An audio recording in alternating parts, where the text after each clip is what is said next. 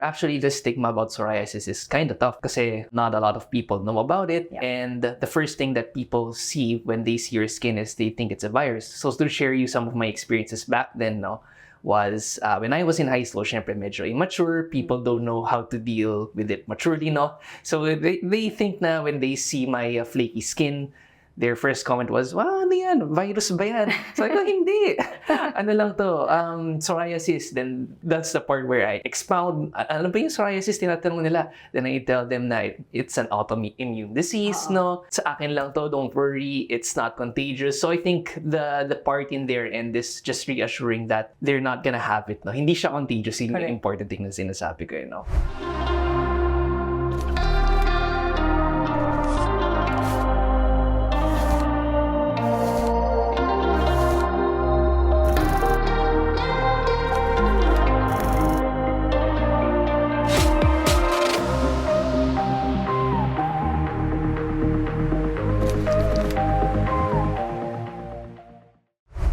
Hello everyone! Welcome back to my YouTube channel. Alam nyo guys, itong episode na to, matagal ko nang pinaplano to Napag-usapan namin to nitong ating special guest today.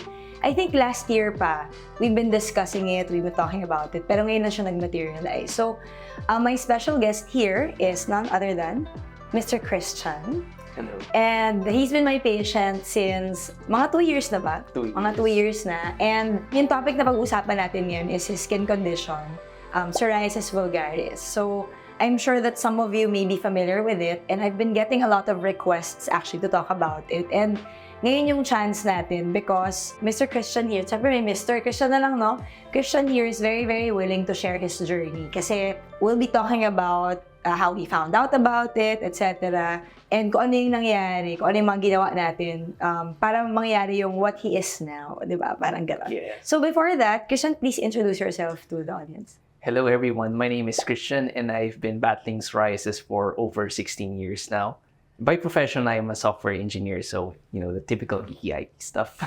Ayun, di ba? So, nagsimula talaga yun yung idea namin kasi parang when we employed treatment, I think not even, mga 2 months after we started the treatment, parang nakapansin na siya ng improvement agad. And he really was so happy about it and he wanted to share his journey. So, let's start first, Christian, with yung pinakasimula. Talk about when you found out about it, how did you find out na you have psoriasis vulgaris, and ano yung parang mga una mong, I guess, naramdaman? I know it's been a long time, but share na lang muna with everyone. Yeah, for sure. I'd be happy to share my experience. So, it all started 16 years ago. I was still high school in that time, And I've already noticed some sort of red patches and flakes already in my elbows and in my knees.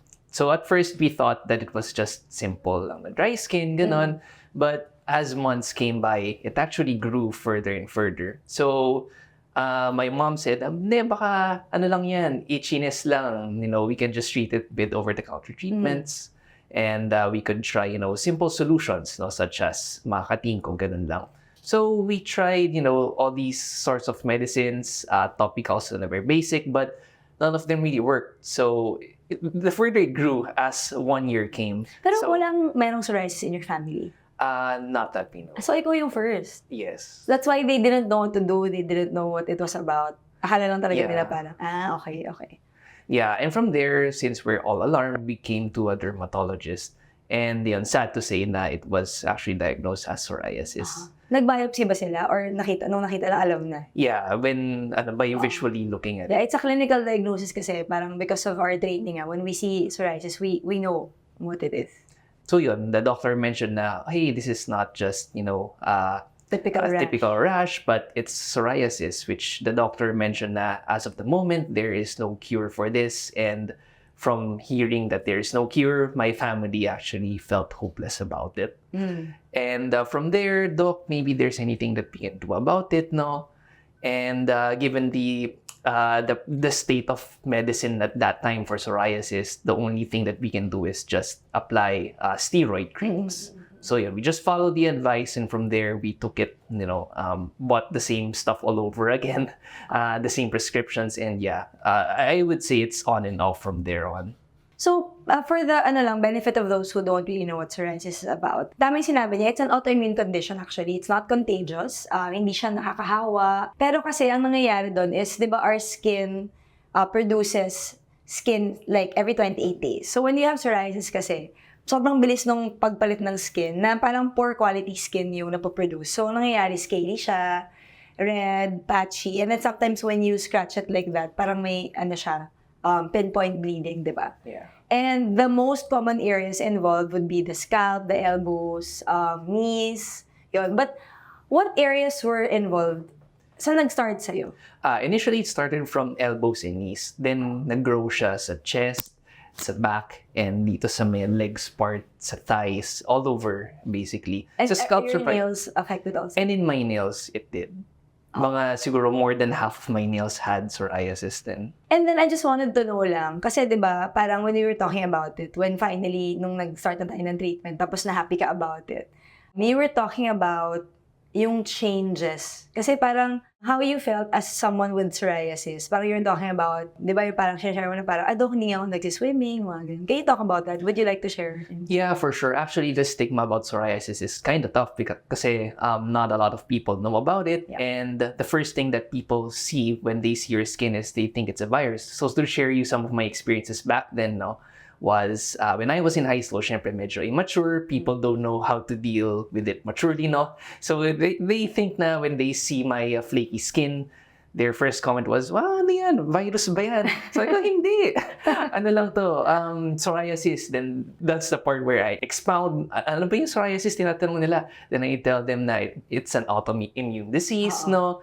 Sa akin lang to, don't worry, it's not contagious. So I think the part in their end is just reassuring that they're not gonna have it, no? Hindi siya contagious, yun yung important thing na sinasabi ko, So, ayun, medyo struggle yung social impact kasi yun nga, you always need to keep on justifying. There's so many misunderstandings about it na, hindi baka nakuha mo yan sa kung kani-kanino tapos nag-grow sa'yo or something like that, no? So, kind of like a zombie apocalypse kind of mindset, no? Which I had to correct them na, hindi, psoriasis to, and it's, sa akin lang to. And, siguro yun, the stigma, kept on going rather. And until such time na parang nagkaroon na ng social media, there came some more awareness towards psoriasis and people kind of like stopped creating this sort of stigma, no, na hindi nga to virus, it's just psoriasis, so to speak. And now came the day na one day nag-visit kami kay Doc Gaile, and hindi ko talaga siya patient doon. Hindi siya yung patient ko, kasama lang siya ng patient ko. Yes. For some reason parang na-mention, 'di ba, na parang, by the way, si Christian pala, Doc, meron siyang psoriasis. And then I asked, talaga? So what are you doing about it? And then it seemed like at that time, parang sabi niya na, hindi, Doc, alam ko na parang wala naman gamot, wala naman mangyayari. And then parang doon lang ako na-curious. Parang bakit ganun yung approach niya to his skin condition? Or ba't ganun yung reaction niya when I mentioned treatment? So, maybe they're curious to know, parang why? Why was it like that? Yeah, because yun nga, parang I'm just reminiscing about what my dermatologist mentioned in the past, that there is no hope for this case. So I never really bothered to step up on further remedying this psoriasis, no? Tapos ayun, until one day, I met Doc and we talked about psoriasis. And from there, she mentioned na, okay, well, how long did I had psoriasis and what were your treatments and all, until we came to a point where biologics came into the discussion. Yeah, actually, naman, parang when we talked about it, at that time kasi, diba, 16 years ago, tagal na, diba? Totoo naman kasi wala talagang cure ang psoriasis. I totally agree with what your derm said. And parang what we can do about it is more to control yung lesions with anti-inflammatories, anti-proliferatives like yung mga steroids, ganyan.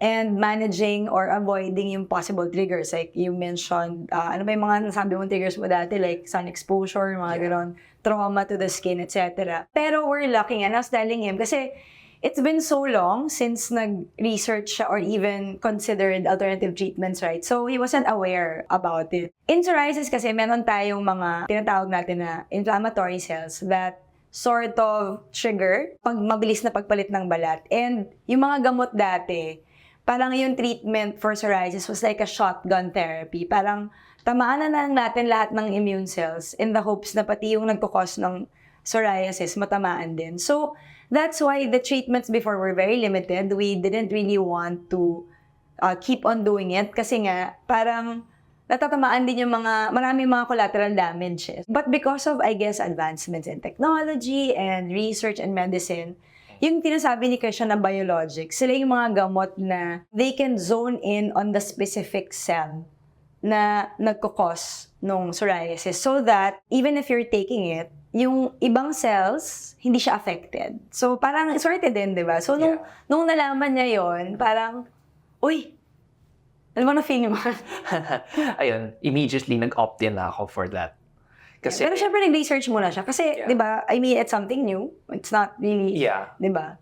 Tapos yun, when we figured about biologics, aside from just opting in, kasi well, in such a way, nabudol din ako. Pero at the same time, I know it feels positive that it will do something else. So nag-research din naman ako on my side, what it does, and I wanna make sure that I know what I'm signing up for. Kasi syempre, you wanna know everything that's happening behind your body, diba? So it's important to be educated as well with these kinds of treatments. Oh, wait lang. By the way, guys, hindi to this is not a promotional content on biologics. It's really just an educational content. And what I also would like to emphasize, and I was telling Christian about it, it's not just taking medication. It's also about like lifestyle change. Diba? Yes. Parang, kita mo naman siya healthy. So he knows about it. Kaya lang yun nga, parang before, he was saying na he was really you were even avoiding certain types of food, right? Yes. Because he would notice na, ano nga yung chicken ba yung sinabi mo?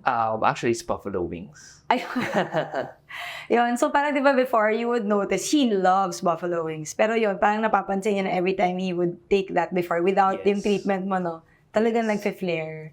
So parang, ang kailangan mo consider with psoriasis is apart from, like really following like your medications and whatever, yung lifestyle mo din. Yes. Like, di ba? Parang stress, ganon. Yeah, and I guess to share more about the lifestyle changes, no? So, what I would say is you have to know the specific triggers for your body. So in my case, it's actually buffalo wings. To share you some more insight about buffalo wings, no? Well, hindi naman sa binabadmouth kay buffalo wings, pero it was just one day kumakain lang ako ng buffalo wings in just one dinner, no? Then the morning when I woke up, I suddenly saw a lot of flare-ups. So napansin ko na, okay, I'm gonna stop eating this. And I know it's a case-to-case basis for each of patients, no? Pero what I would say is you have to be aware with what you eat and what would cause the flare-ups for your body. Oh, kasi yung triggers ng psoriasis is actually injury. So any injury to the skin, like, di ba, kaya nga pinagsabihan ka din na parang to limit your sun exposure. Kasi pag yung sunburn is also considered an injury. And stress is also considered, di ba, parang when you're stressed, syempre yung body natin sort of responds in a different way. So that's also a trigger. Smoking, excessive alcoholic beverage intake is also a trigger. Usually, pag may tinatawag tayong Kebner phenomenon, like pag nakamot mo yung balat mo, sometimes bigla na lang may mag-appear din na psoriasis lesion. Yung main goal talaga namin ni Christian for doing this video is really to create awareness. Unfortunately, still, there are a lot of people who don't know what psoriasis is, na hindi nila alam na hindi mo siya nakakahawa, ganon. Diba? So, before I give my last words, let's hear muna from Christian. Do you have any message that you want to share? Yes. So, a couple of things I want to say in my end is for those people who are undergoing the same path as I did is firstly, you have to consult a good dermatologist because it's still different, compared to self-consulting yourself in the internet na, okay, it's too general or maybe you've seen a very severe case that you think it's going to happen to you. You're only scaring yourself if you keep on consulting internet advices. Dr. Google, exactly. So if you could consult yourself to a dermatologist, then that person could give you a more personalized and a more professional advice. And second is educating yourself. So if you could join forums or even groups such as maybe in your local area or in your region, maybe you can inquire with your dermatologist as well. If they know someone that could help you link, then it will help you empower na it's not the end of the world if you have psoriasis, no? And on top of that, one thing that I'd like to share is do not let psoriasis define you. I know that it's a really tough journey, but with the proper treatment and medication, you can always live your life to the fullest. And I know that given the advancements of medicine in this day and age, I'm feeling optimistic that one day we might find a permanent solution to cure psoriasis once and for all. Ayun. So, i-add ko lang, very, very nice message. Super, super helpful. Marami naman tayong pwedeng puntahan. Kasi one concern of, some patients is that, syempre yung mga biologics, they don't come cheap. They're a little bit more expensive than yung traditional natin mga pinapahit, diba? So, gusto ko lang inform yung mga viewers, for those of you who are interested. Meron tayong psoriasis organization in the Philippines called SORPHIL. So, please feel free to look it up, Google it, to join that group. Kasi it's a very, very good, parang, I guess, source of new advancements in treatment, yung mga programs. And there are a lot of government institutions that provide, free consultation and free treatment for those with psoriasis. So, feeling ko talaga, creating awareness is very, very important. Kaya namin to ginagawa. Kasi ayaw namin na parang, isipin mo na pag may psoriasis, hopeless ka na. So, everything he said, plus going to the right institutions, the right doctors for proper diagnosis and advice, I think yun yung talagang main messaging natin for this video. So that's it. This ends our conversation. Thank you so much, Christian, for doing this with us. And actually, guys, let's not end this here. I know that you might have a lot of questions going on in your head. And yung iba sa inyo, I know na parang gusto nyo rin mag-share to help empower others. So let's keep the conversation going. The comment section is open for you to share your experiences, kung ano yung mga pinagdaanan nyo, or kung may mga tanong man kayo na gusto nyong pag-usapan pa natin. At kung nahihiyaman kayo, pwede nyo man akong padala ng direct message or private message. And let's just keep this going. And I want to really promote awareness and to educate others, not only those with psoriasis, but also the people around us. Diba? Kasi yun naman yung gusto natin eh. And ano pa ba? And of course, syempre kung na-enjoy nyo tong video namin today, please, please, please guys, support us. Support me. Please don't forget to click on the subscribe button and to turn on the notification. So, I guess that's it. That's it. Bye everyone. Bye everyone. Thank you.